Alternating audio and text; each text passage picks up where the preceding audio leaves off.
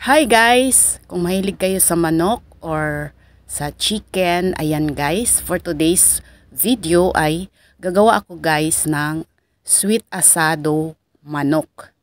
Ayan guys, ito umpisa na natin siya. Pero bago yan guys, introduction muna tayo. Ito yung pinaka finished product natin guys, yung ating sweet asadong manok.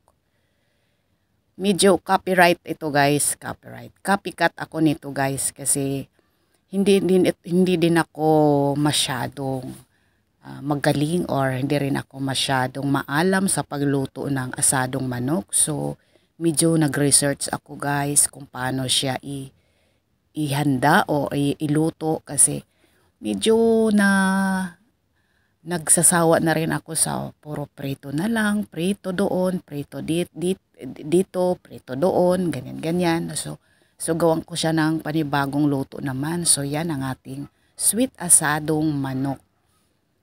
Ayan guys. So yan, magpakulo muna ako ng buto yan siya guys ng manok. Yung pinaka pitso niya. Yan, nilalaga. Ayon doon sa aking na-research ay kailangan doon ng broth or pinaglagaan ng manok. So, ayun, tamang-tama din guys. Mayroon akong buto-buto ng manok. So, pakuluan ko lang muna yan siya guys for how many minutes. Yan, habang nagpakulo ako or pinaglaga ko siya, ay titimplahan ko naman yung thigh parts ng manok. Ayan siya guys. Mga 8 piraso yan. Lagyan ko na siya ng kunting asin. Tamang-tama lang na magkalasa yung ating manok.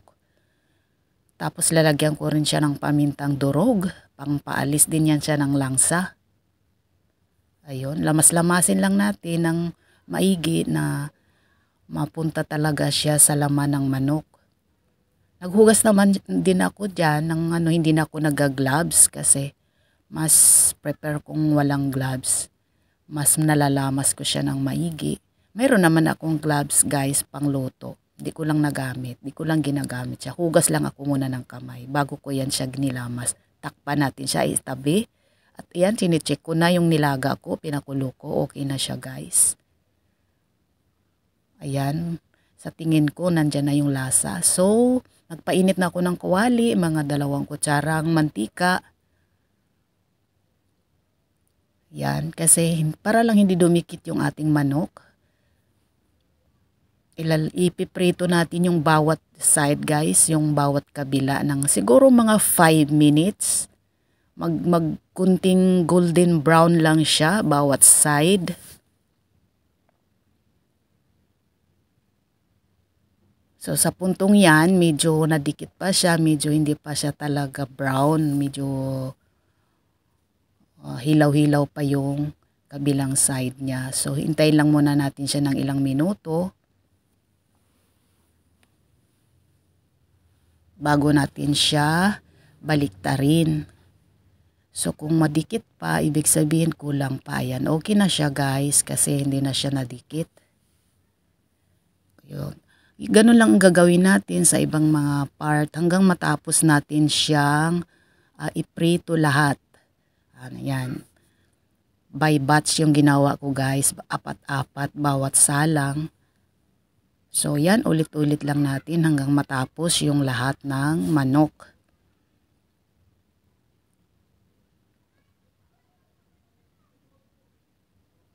So yan, natapos ko na siyang iluto guys, yung unang batch. Natapos na natin siyang ifa-fried yung unang batch na hiwa ng manok.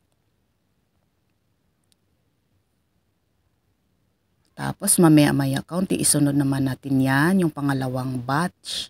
Ganun lang din ang procedure guys. I-brown lang natin yung magkabilang side.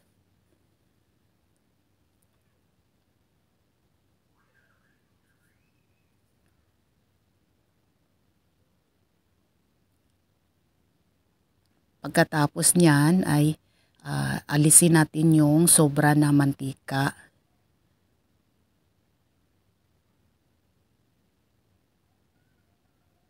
Ganun lang siya guys. Hindi rin talaga ako magaling or marunong maalam dyan sa pagluluto ng asadong manok guys. Ni-research ko lang din siya kasi para din maiba naman yung putahe ko sa manok.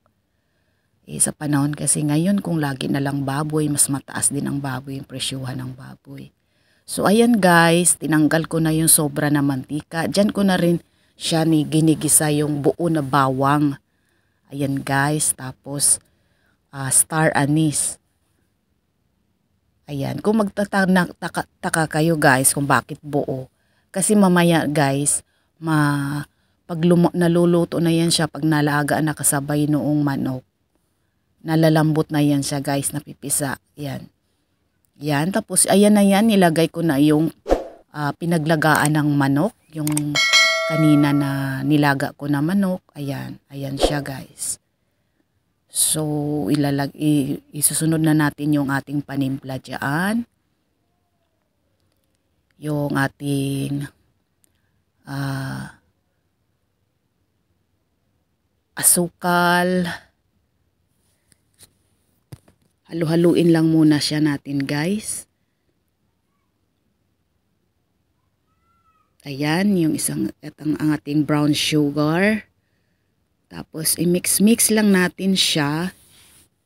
Kasi sweet asado siya guys. So ang pinakaano diyan yung asukal. Tapos kaunting toyo. Ayan, pampalasa natin. Kasi may asin na rin naman yung manok natin kanina. So wag na natin masyadong damihan ng toyo.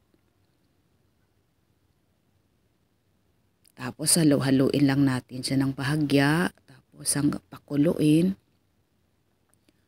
Pagka kumulo na siya guys, yan, ilagay naman natin ang ating naprito na manok kanina. So ganun lang pala kasimple yung paggawa ng asadong manok guys. Ayan, para lang siyang hawig doon sa maggawa tayo ng adobong manok. Ayan, ang kaibahan lang dito ay mayroon siyang star anise. Yun ang pagkakaunawa ko dito sa asadong manok. Ang kaibahan lang, mayroon siyang star anise at saka wala siyang suka. Ayan. Ayan, takpan lang natin siya and then i-check natin siya kung okay na natin siyang baliktarin para yung kabilang side naman ang mababa doon sa ating pagpakulo. Yan, malapit na yan siyang matapos guys. Hintayin lang natin na medyo bumaba yung sabaw, kumapit yung lasa dyan sa ating manok. So ayan guys, nabaliktad na natin siya. Ayan. Ayan yung bawang niya guys, yung iba nadudurog na dyan. So nahalo na dyan yung lasa guys. Okay, mag-alala dyan. Ayan, so hindi pa ako nakokontento guys. Nilagyan ko pa siya ng powder na bawang. Ayan guys, para mas malinamnam talaga yung lasa ng bawang. Ayan. Gusto ko kasi sa bawang guys, pag naluto na yung buo na bawang, yun. Hinahalo ko talaga yun siya sa kanin. Yan, kinakain ko siya guys. Yan, mahilig talaga ako sa bawang. So yan, malapit na siya. Ihalo lang natin siya ng kaunti yung ating nilagay na bawang. Siguraduhin lang natin na mahalo siya ng maigi doon sa sauce para yung lasa sama-sama talaga yung lasa doon sa laman ng manok at saka sa sabaw, sa sauce. Ayan. Takpan natin ng kaunti. Tapos yan. So kung hindi kayo kontento sa sabaw guys, pwede nyo dagdagan ng kaunti. Ayan. Nasa sa inyo po yun kung gusto nyo ng masabaw, masauce. Ayan. Pwede nyo dagdagan doon sa ginawa ninyong kanina na broth na manok. Ayan. Yung sa pinagdagaan nyo na ng manok. Doon kayo kukuha pandagdag dyan. Tapos para pangpalapot din natin sa ating sauce guys, lagyan natin siya ng mamaya ng yan. Lalagyan natin siya ng cornstarch para siya mas lalong magiging rich or magiging mas malapot yung ating sauce. Ayan guys, yun yung pinaka-last na natin ilagay dyan. So yan, matatapos na siya guys. Pwede na natin siyang isa-serve mamaya kung pwede nating oras na ng kainan. Ayan, pwede na natin siyang iserve sa ating mga mahal sa buhay. Salamat po sa inyong panonood guys. God bless.